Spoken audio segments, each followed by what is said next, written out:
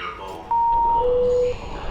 Iron and corruption will usher a new era.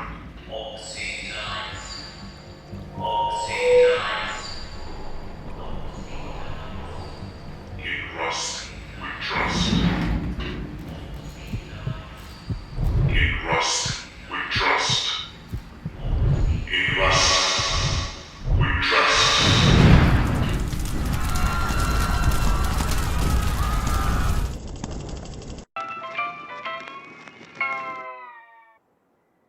What the hell was that?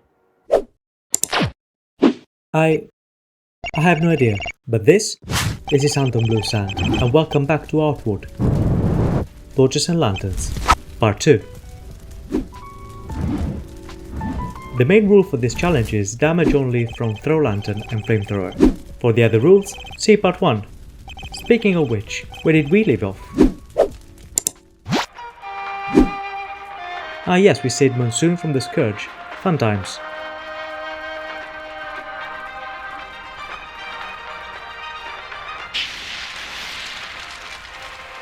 And the ending, the flash cut, the reverb. Look, I've got goosebumps. But to start today's story, we need to rewind a bit. All the way back. Here. We arrive in Harmattan. Cue cutscene. A sword golem boots up in the town square with a message of doom from the Rust Lich. Harmattan's got 100 days left, unless we do something about it, that is. And then it fucking explodes. Absolute sin. Hang in there, buddy. We'll shed light on the situation. The Golem's ruins open up dungeons across the region. But first we have some business in town. We pick up some bad touch hexes to lower enemy elemental resistance. Final breakthrough and related skills. While looting, I find a purifying quartz. Oh, lucky!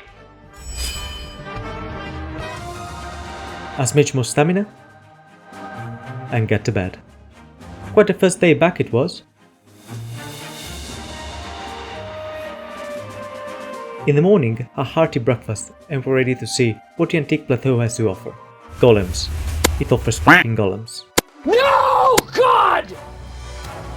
No! God, please, no! No! No! No!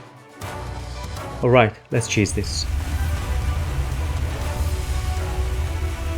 Okay, I think I got my hand back. Nothing can stop me now. 2 for 1? Maybe later. Let's grab some materials for now. Thank Allah, that's something I can set aflame. Finally, some good fucking food. Come here, little roast beef. 1 boozoo hide.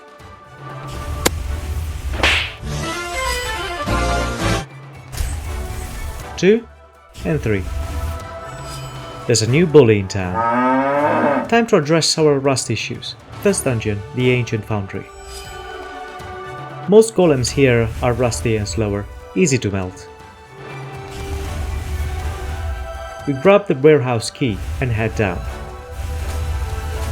Enter our first mini-boss, the Lightning Dancer.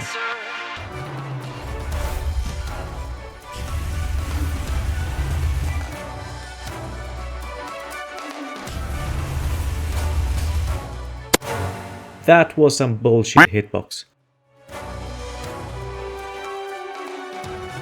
The dancer fires up the dance floor, and we close with a cleanup act. At the very bottom, the wet dream of every kid, with a touch of Buddhism.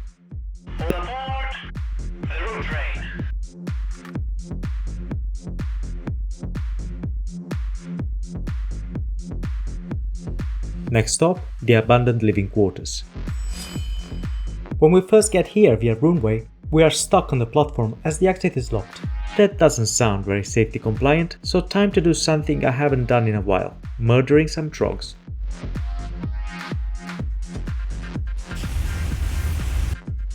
The Trog Knight drops the key to the rest of the station, filled with more trogs, Kazites, and the next mini-boss, the Kazite Admiral. I kinda choke and almost get killed.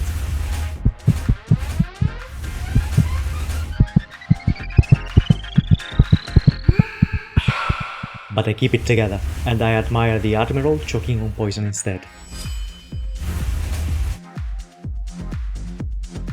We find a cage key that we'll save for later. For now we leave through the main door, and we are back in our mutton backyard. I wake up, and just like IRL, I choose arson. Time to scorch the earth, or as the French would say,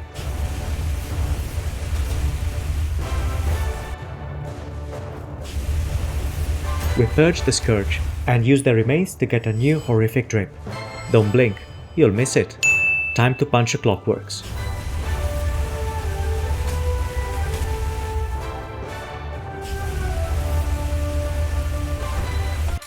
Ooh, more birds.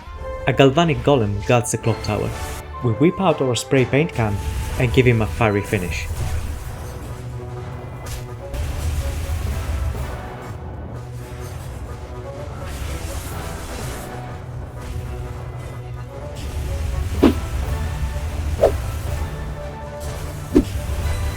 He's so happy he gives us one shield golem scrap.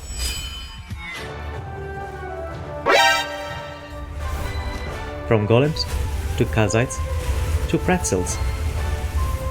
And back on the train, this time to the destroyed test chambers. The temperature in the station is the same as in London offices mid-July. Oh, shiver my timbers! We fight the usual boring dungeon denizens. But the next one is cool. Liquid cooled. Immune to burning, but very weak to fire. The Blue Edition Galvanic Golem mini-boss goes down easily. I said goes down easily. I think I'm getting way too lucky. And gives us 2 more scraps.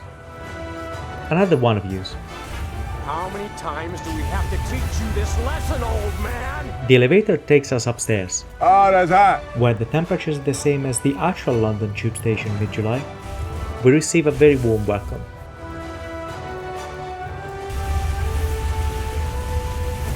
It's enough ports now, thank you. And grab the key that unlocks more stops for the magical train.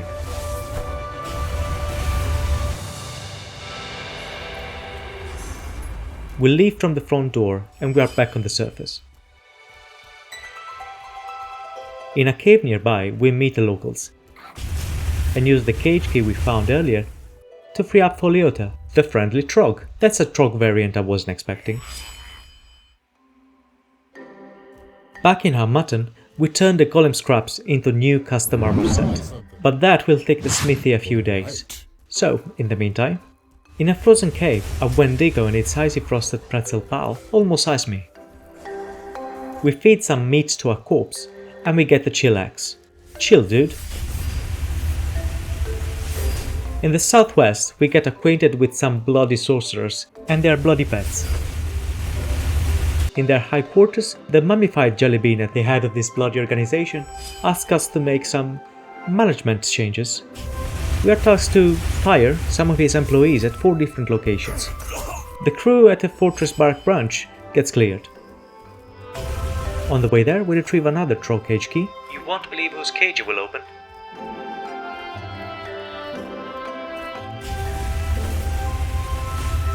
Stone gazebo cleared.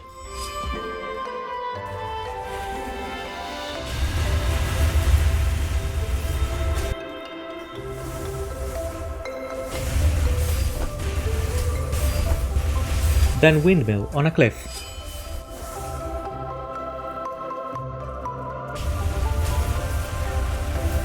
Oh, Foliota, how do you keep ending up caged? And finally, the crumbling temple.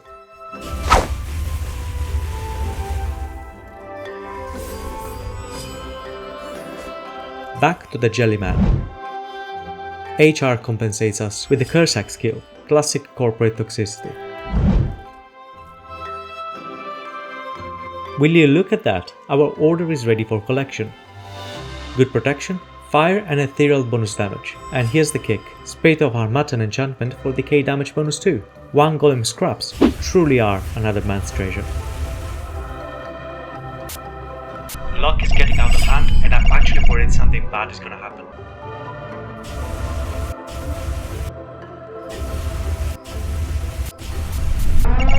Yep, I'm out of here. It was at this point that we went on a little side quest to save the world. No biggie. Let's just fast forward a bit. So, the Scarlet Lady is moving it.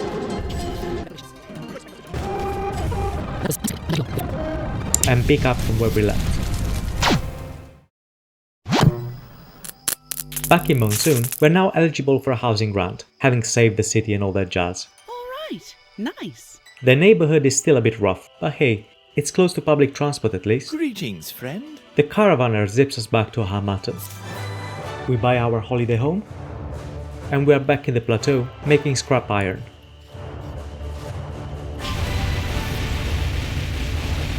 After a few in-game days away, all the rusty enemies are back. And after a few real-life days away, I'm rusty too. Vibers are easy prey, perfect to get this challenge back on the rails. What? The challenge officially failed. I could sit here coping and pretend I forgot I'd reset my controls. But the truth is, this Vibber beat me. Go ahead, leave. Go watch yet another Merton Ollie run. I understand. But if you want the real fails, stick around. Still here? You must really want to see me crash and burn. First, we stockpile iron and oil. Enjoy the Minecraft gameplay.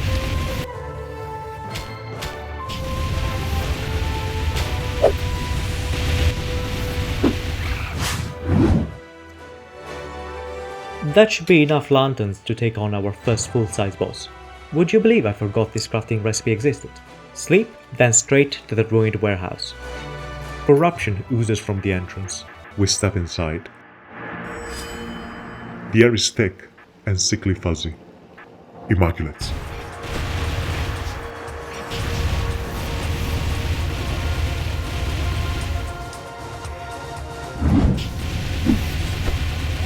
Elat gives us a sign. Fire is the answer. And we press on deeper in the belly of the corrupted beast.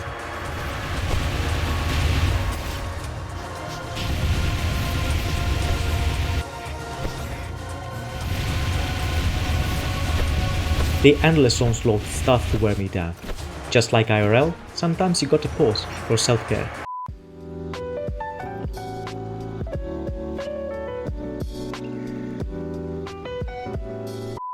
Deep breath, reset. The only immaculate left is my skin. Ready to take down Rust and Venge's first boss, we activate it by making sure to lower its fire resistance and craft a couple of lanterns. Okay, maybe a bit more than a couple. I might have a problem, but this stack of washers won't have a chance. All greased and buffed. Time to oil them wheels. What?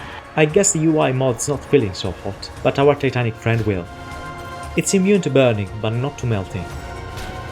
There's something so wholesome about throwing lanterns on a stationary target. Maybe I can even pull this off hitless. Never mind. As the Titanic Guardian sinks, a booming voice does some plot exposition. And we get 60 extra days on the quest clock. We learn we have to collect 4 keys to access the final dungeon. 1 key is here, 3 more to go. Next stop, wait, another Immaculate? And another one. More fighting, more death. Will the killing of man and scourge ever end? The world is a cruel and unjust place. There is no harmony in the universe. The only constant is corruption. Oh hey, it's Poliota. That put a smile on my face and a spring in my step. Speaking of, next step, Lost Golem Manufacturing Facility. I like the cheery music, but it doesn't really fit the vibe. That's better. Okay, maybe it fits the vibe too well.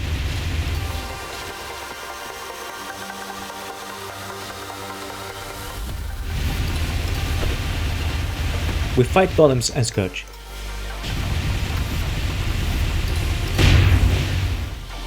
With a grotesque miniboss, won't have a chance. Let's try again.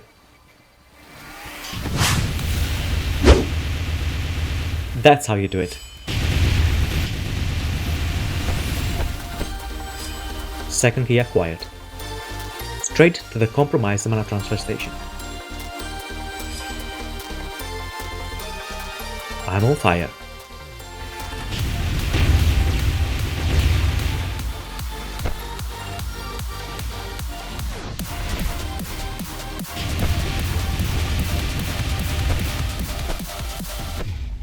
That was bullshit hitbox. Just a blip. That won't stop me.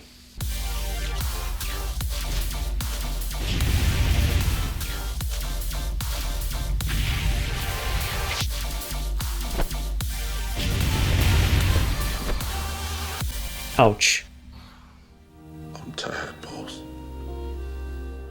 The RNG gods smile on me, and I respawn on a higher floor I technically don't have access to yet. I could skip straight to the next key. But that's not the way of the flame. Everything must burn down.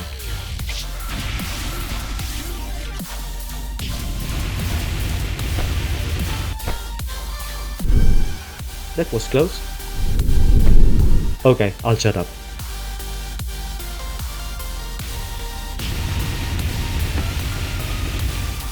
Montage time.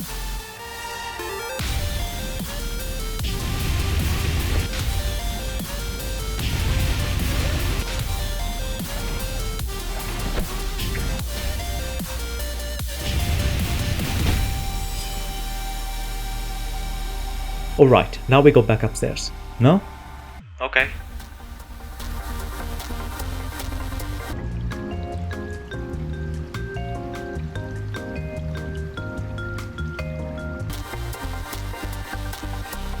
Lanterns of Soul's Flamethrower sucks, man.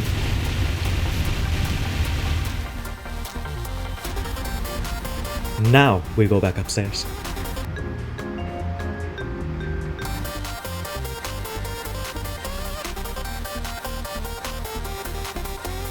Two more big scourges get scorched.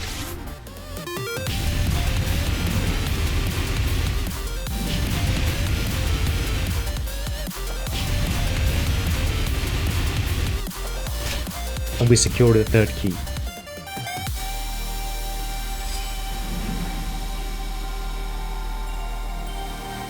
Maybe I overdid the lanterns. Still, no time to waste.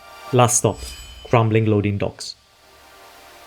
This truly is a beautiful game, so I won't spoil it with more inane commentary. More montage.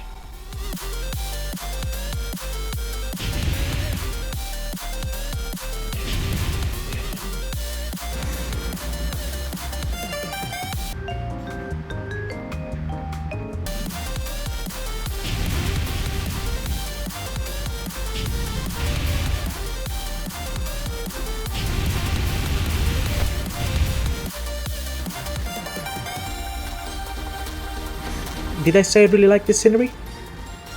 This guy probably not so much.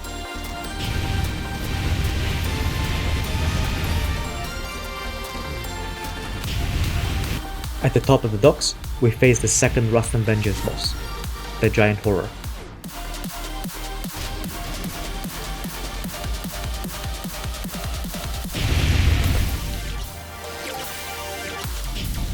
Not too bad when you get used to it. Used to them?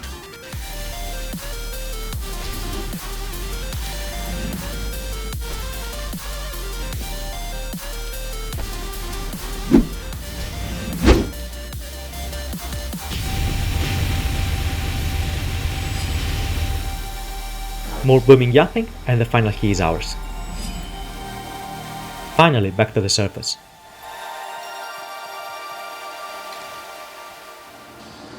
Final train ride to the research lab.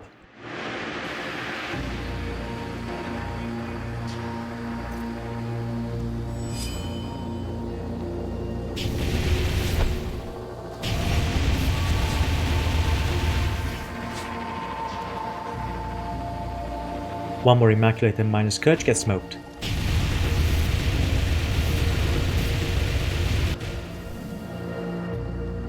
A hidden mechanism hides a secret passage with more loot and lore.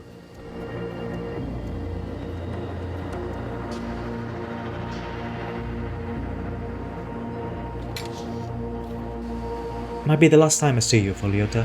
Be well. You've been a good companion while meandering this dark machine. We turn the ignition keys in. Time to fire up the engine.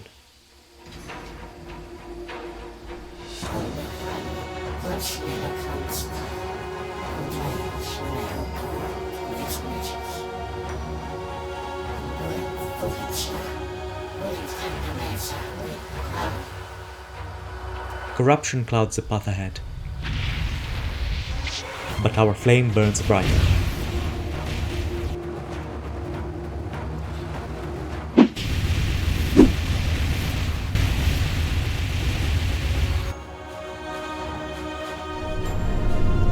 Nope. Surprise, motherfucker! A limited edition Sublime Shell jump scares us.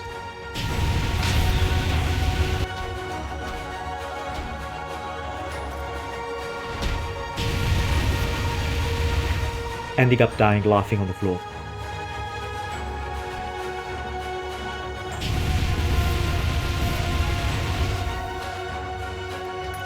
We run past the golem and the grotesque having a moment, killing more of each.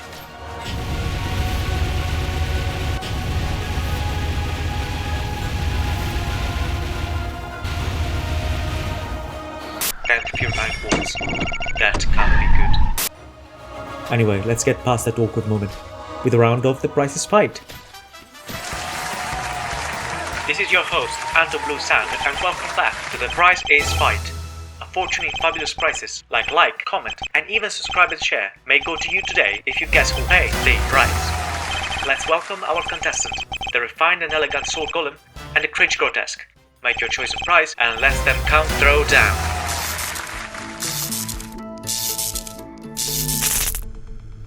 Never mind, I'm throwing the towel. That must have been a steamy hot towel. Alright, enough jokes. Clean up and lock in. I'm going to need all the focus I can muster.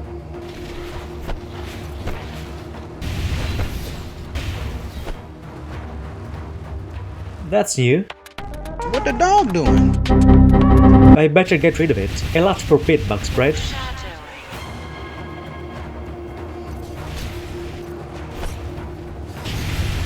One more galvanic golem, and a pair of pretzels, and we're finally ready to face the mastermind behind this hot pile of shit.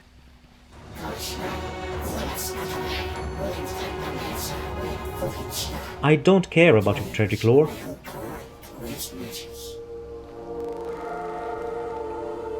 Quick nap to get tired, and then a change of strat. Lanterns go into storage, and we even heal our corruption. The Forge Master resists fire and decay even when factoring in damage bonuses. So I switched to Grandma's Angel Light Lantern, higher base damage and no lich resistance to lightning. Boons and elemental resist will make me tough enough, so hopefully it shouldn't be too bad.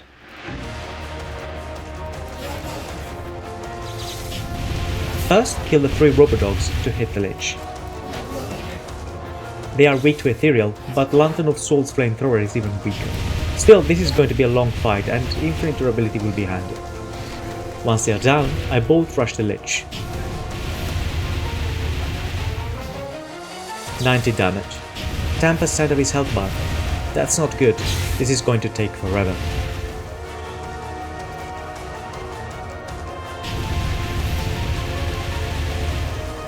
Back to the grind. I swear to God. No. I swear to God! Why have I got no mana? Why am I not tired? Finally! Ouch.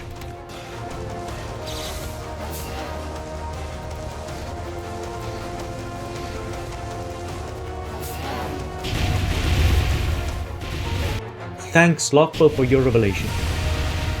We are a court of 4 dogs. They can spit flames now. I learned I can spray them safely while using them as shields from the lich attacks. Or that's how it should go if I was naked. This went on for a while.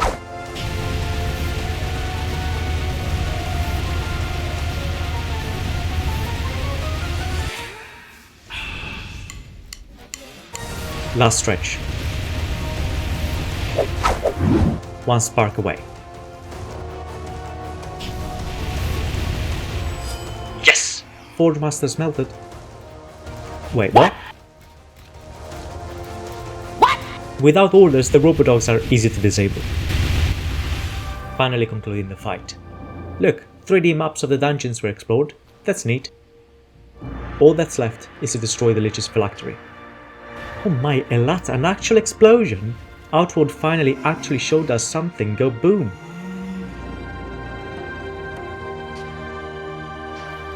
This armor would have been very useful early on. Maybe I'll use some of it in part 3, wink wink. I go back and scoop up all the loot I left behind.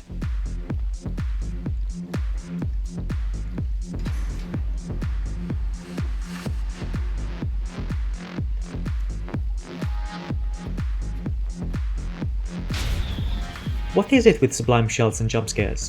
It's not like they are small and sneaky. Anyway, it's scavenging montage time.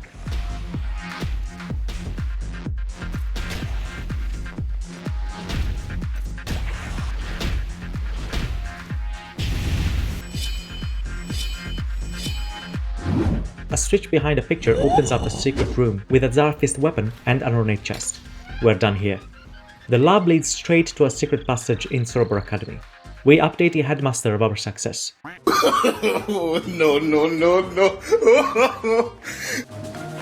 Well done. Agreed to keep it hush-hush. I don't see how we can, without causing serious and unnecessary harm to Sorobor's reputation. Enjoy your reward. And we get a generous reward for our omerta.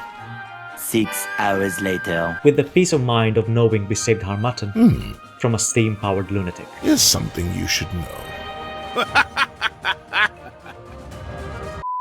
Harmattan truly is gorgeous this time of night, isn't it, my scruffy friend? And now that the people of the Plateau are safe, we can officially conclude our journey of outward, torches and lanterns.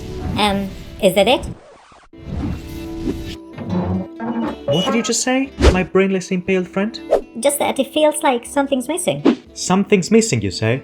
I have saved Ori from a catastrophic intestine war, single-handedly stopped a techno-fascist madman. I have escaped certain death at sea, risen above blood debt. I have become a queen of ash and flame, not dark, but beautiful and terrible as the morning and light. Are you sure of what you're asking, my very dry and flammable friend? It's just that I feel a certain appetite for adventure, that's it. You know what? I did make quite a big meal out of it. And everybody knows that. After a big meal, there's always room for dessert.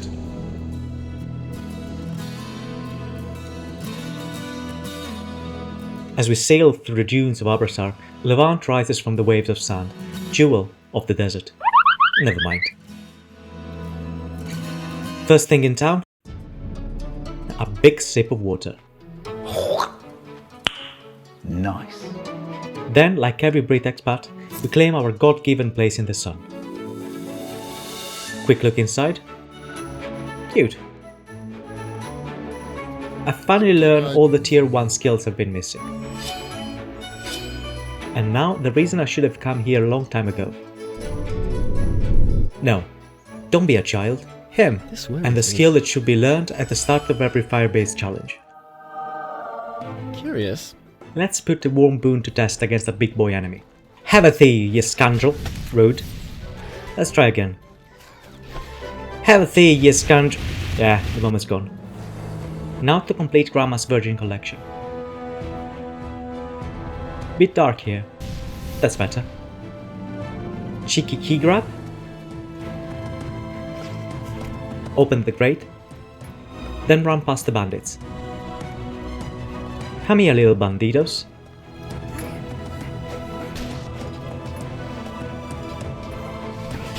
A few levers later, I help clean up and return upstairs, where the legacy chest gate is now open. Inside is the final lantern, enchanted with blue blaze to deal cold damage via flamethrower. Still, I think I prefer the humble cold stone torch. Sorry, Gran. This lever drains the water in the cave's lower level, accessing the first desert miniboss. No, not this guy. That guy. Just a big bug with no resistances or immunities. Should be easy. What? No direct damage. Maybe it has barrier like the Crusher in the Emercar Forest. Nothing burning or poison can solve. What? No burning? What? No poison either? It was at this moment I realized I had fucked up. I had hoarded too much luck, and the universe sent a bug in the shape of a bug to punish my hubris. It's over, guys. The bug is immune to all elemental damage, direct or over time. I can't clear the region, which means I failed the challenge. Still, I'll press on. Maybe luck will turn around. Not gonna lie, I was quite burnt out, so I took my frustrations out on the other mini-bosses in the region. First up, Luke the Pearl Ascent. Just the guy in a white coat, so poison melts him and his cronies. Then to Stone Titan Caves and the last acolyte. A decay bender somehow not immune to decay? Get toasted and poisoned, bozo.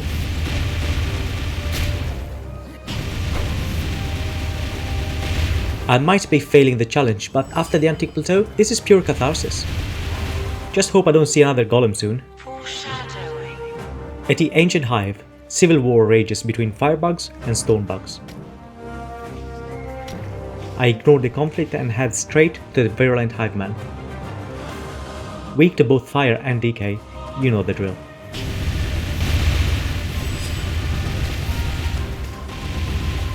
I leave the same way I came, not a single care about the utter chaos, and head to the next bunch of bandits. At Sandrow's Cave.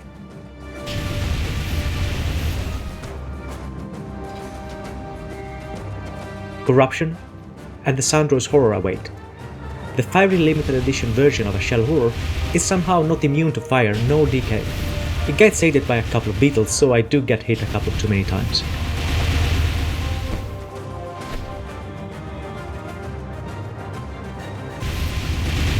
Still, the beast goes up in smoke, and the roaches get frosted.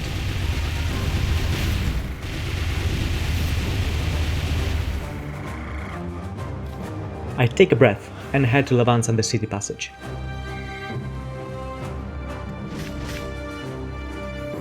Bloody Alexis shows off some capoeira moves, but that doesn't protect him from third-degree burns and chemical warfare. I end up in a bit too rowdy mosh pit, but the slip out while is still fun. Then it's back to my home away from home for some rest. It's a big day tomorrow. I've got a bug to catch.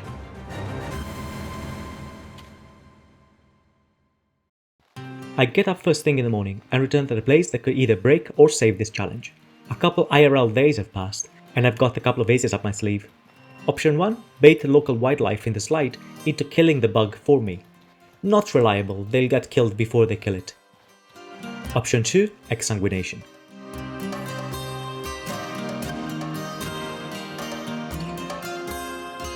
The target's in sight. Time to test the bleed strat.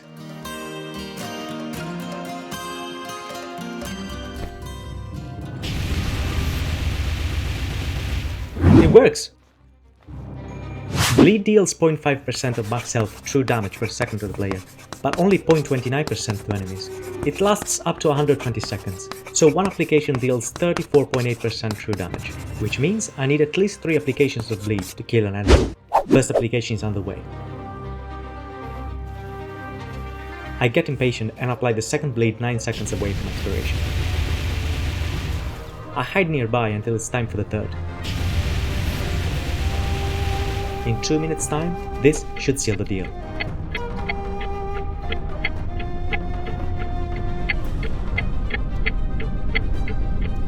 Whatever, man. Bug fixed. Kind of. I mean, technically, crustaceans are sea bugs. Fine, I'll go, sheesh. There is one last hurdle. An enemy that made me wish the bug had excused me from facing it. An enemy immune to all damage over time, with massive health pool and relentless moveset. Possibly the true Forge Master. A golem, the guardian of the compass. After retiring all golems nearby,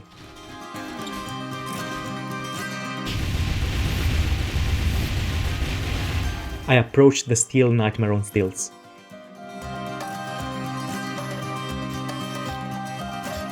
Despite being immune to poison, I open with Rust Flamethrower to weaken its attacks. Even debuffed, 2 attacks send me to less than half health. I cycle through lanterns to get a taste for the different elements. And as expected, Lantern of Souls is the crappiest, despite the golem's weakness to ethereal. Regardless, the damage is too low to keep up with the mana drain and the Guardian's aggressiveness. The slow game is not an option.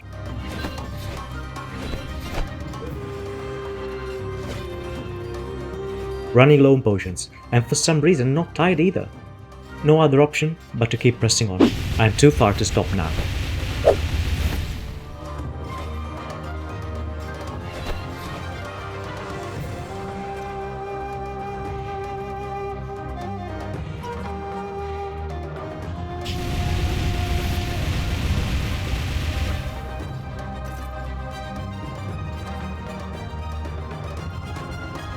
But a little rest is not stopping.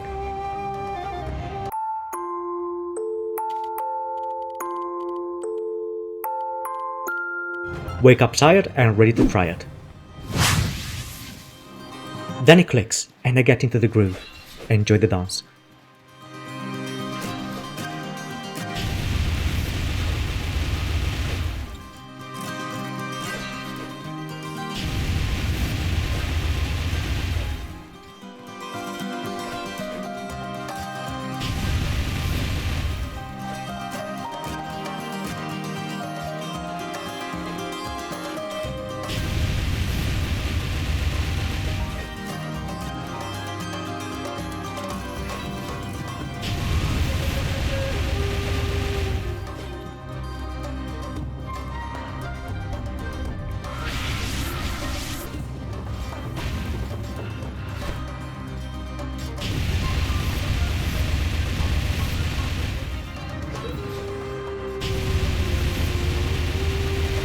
On the fly change of quick slots, and back to basics. Simple lantern, throw, and base flamethrower.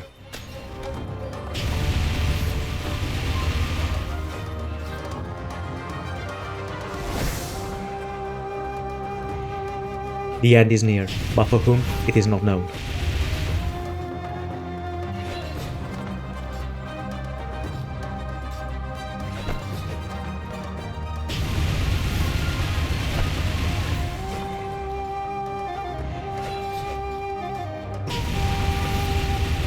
Finally, the compass stops spinning, and the way forward is revealed. And with that, we conclude Outward using holy torches and lanterns. Part 2. Thank you for watching. This one took a lot of time and effort to put together, as I'm using this channel as a way to teach myself video editing from the ground up. If you enjoyed it and want to see more content like this, any support goes a long way. I don't have plans for a part 3 right now, but if this one hits 30,000 views, I'll take that as a sign to pick up the torch again. Until then, this is Anton Blue Sand, and I wish you all safe journeys.